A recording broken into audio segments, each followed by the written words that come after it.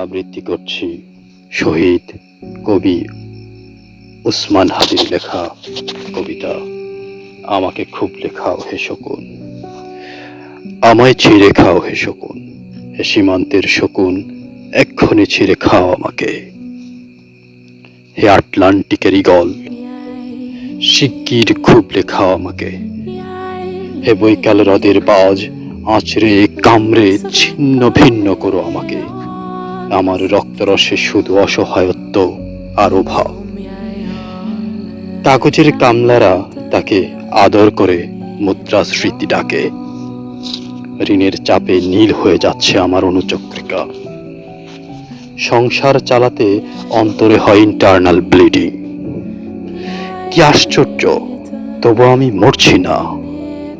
ওদিকে দুজখের ভয়ে আত্মহত্যা করার সাহস পাই না আমি। খোদাকে বললাম আমি মরতে চাই।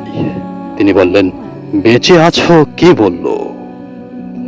সহস্রাব্দ উন্নয়নের সাক্ষী হিসেবে রাজা তোমাকে মমি করে রেখেছেন। বাজারে দীর্ঘশ্বাস ফেললে নাকি রাজ্যের ভীষণ বদনাম হয়, রাজারও মন খারাপ হয় খুব। কোতোয়ালরা ফরমান জারি করেছে আমাকে সারাক্ষণই হাসতে হবে, নইলে দেশি কুকুর ও বিদেশি মাগুরকে একবেলা ভালো মন্দ খাওয়ানো হবে আমার মাংস দিয়ে।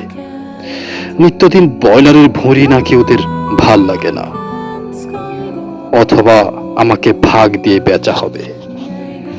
মানুষেরও তো মানুষ খাওয়ার স্বাদ হতে পারে, তাই না? ভাগ্যিস তা বিদেশি সুপার শপে বিক্রি হবে না।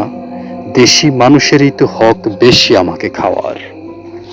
এই দুজখই যখন নিয়তি, তখন আমি উদাম হয়ে ডাকছি দুনিয়ার শ্রেষ্ঠ মাংসাশী হকদের। হে ঈগল, চিল, ভয়ঙ্কর বাজেরা, হে সাম্রাজ্যবাদী সাহসী শকুনিরা, তোমরা F-35 মতো, MiG-29 মতো দল বেঁধে হামলে পড়ো আমার বুকে। আমার রান, ধান, চক্ষু, কলিজা সব আজ তোমাদের গনিমতের মাল। দেশি শুয়োর খুবলে খাওয়ার আগেই আমায় ইচ্ছে মতো ছিঁড়ে খাও তোমরা। দোহাই, শুধু মস্তিষ্কটা খেও না আমার, তাহলে শীঘ্রই ধ্বংস হয়ে যাবে তোমরাও।